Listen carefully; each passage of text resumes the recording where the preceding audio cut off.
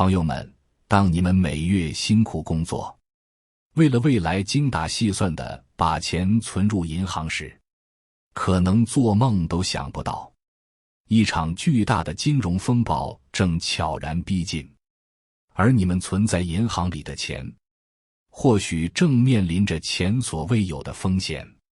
全球经济的局势如今是一团乱麻，美国国债危机高悬头顶，关税战争打得火热，全球供应链也在闹脱钩。在这样的大环境下，银行体系其实早就已经千疮百孔了。今天，我们必须直面一个残酷的现实：你的存款可能正在被挪用，你的财富或许在一夜之间就会化为乌有。不要慌，记得老规矩，听钱先点赞的人，你会越来越有钱。先来说说美国国债这个定时炸弹。在2025年5月，美国财政部长贝森特发出了最严重的警告，美国可能在8月就把现金储备花光，面临历史性的债务违约。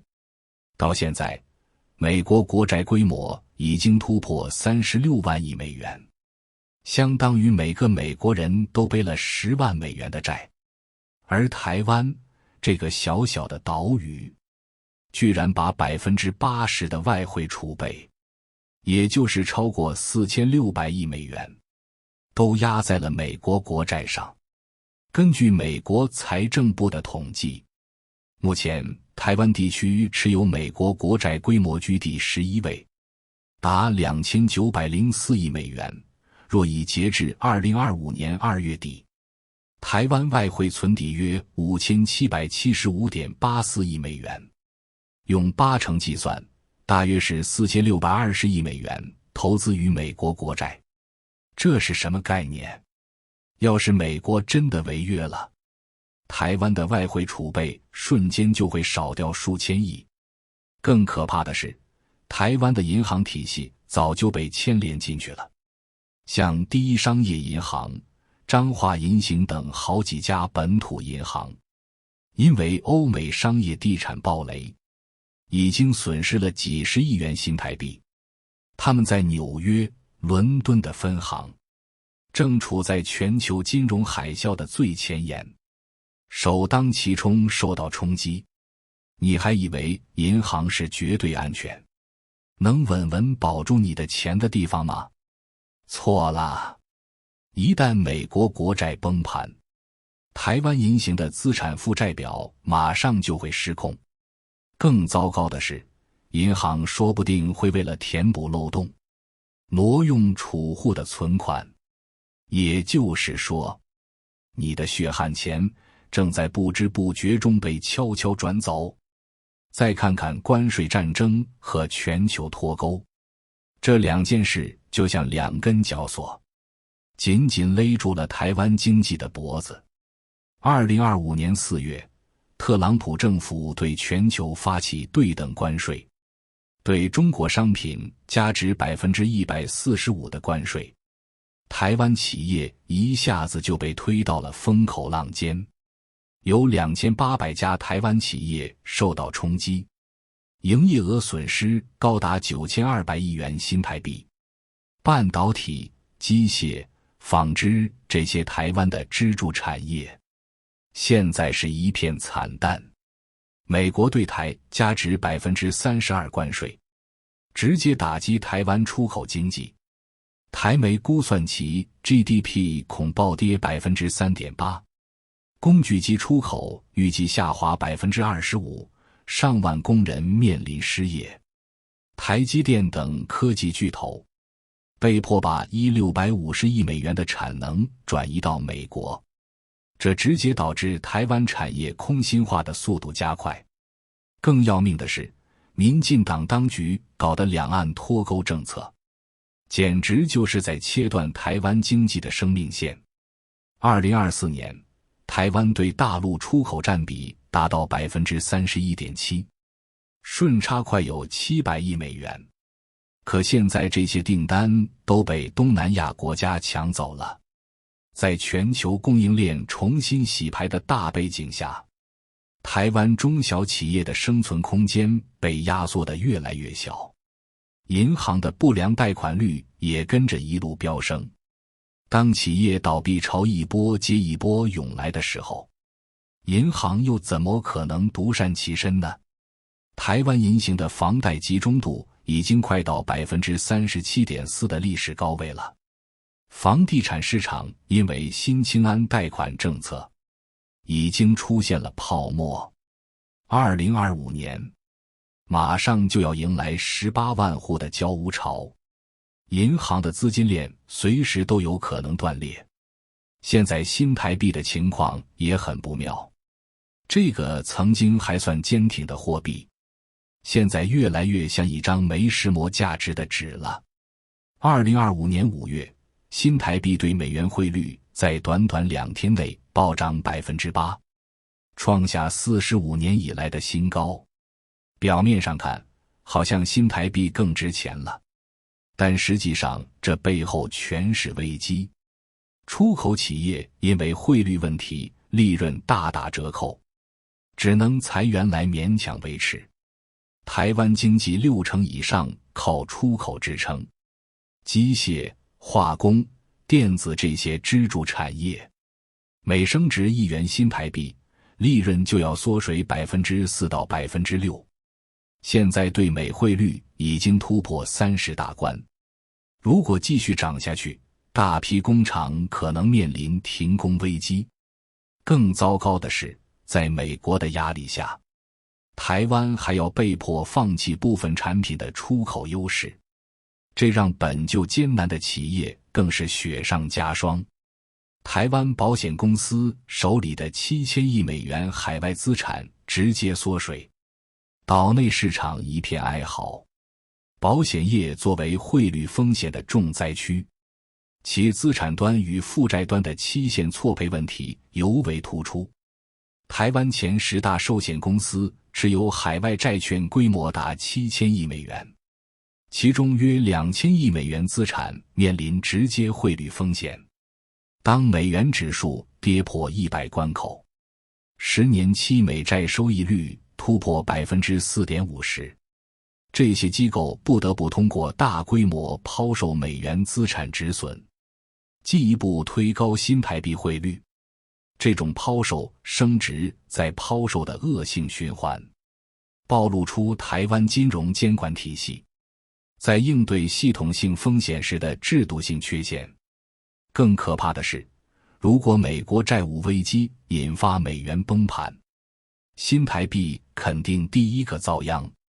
要知道，台湾外汇储备的 80% 都是美元资产，货币一贬值，全台湾人的财富都得缩水。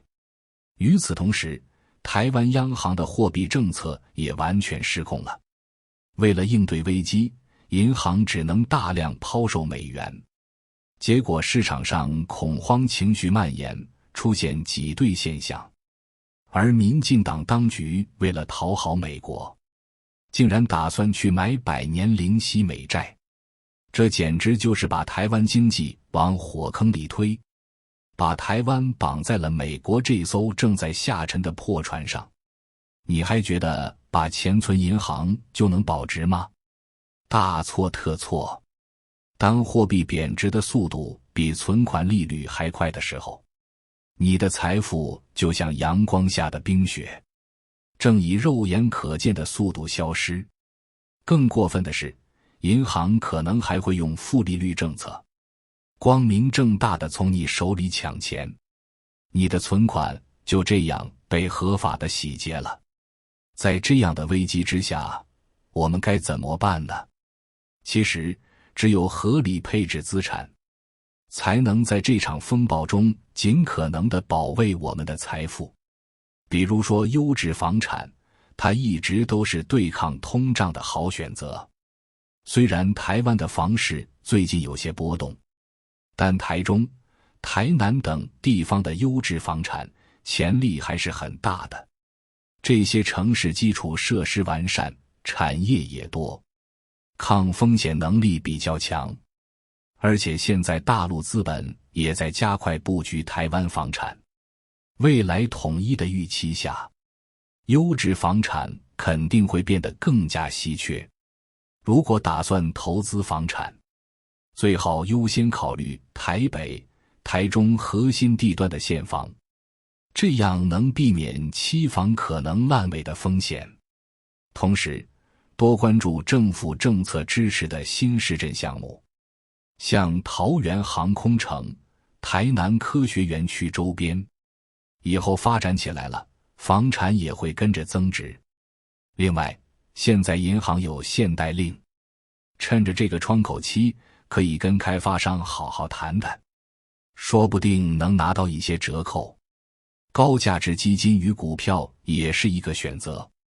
虽说台股最近起起伏伏不太稳定，但一些高股息 ETF 和科技龙头股还是能在一定程度上避险的。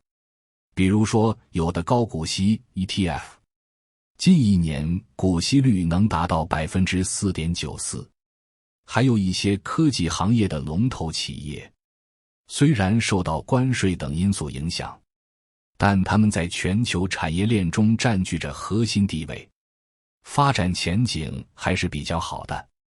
如果想投资这方面，建议配置台股高股息 ETF， 这样能获得相对稳定的现金流。同时，多关注半导体、新能源等受政策支持的行业，在股价低的时候买入一些龙头股。不过要注意，尽量别投资那些太依赖出口的企业，优先选择内需型、有高壁垒的产业，这样风险会相对小一些。黄金更是一直以来对抗货币贬值的终极武器。2025年，全球黄金价格虽然短期内有波动，但从长远来看还是看涨的。在台湾，黄金市场需求一直很旺盛，像周生生等品牌销量逆势增长了 18%。 而且现在各国央行都在加快购买黄金，黄金储备占比一直在上升。如果想投资黄金，一方面可以买实物黄金，像金条、金币，然后找个安全的地方存放；另一方面也可以投资黄金 ETF， 通过资本市场来放大收益。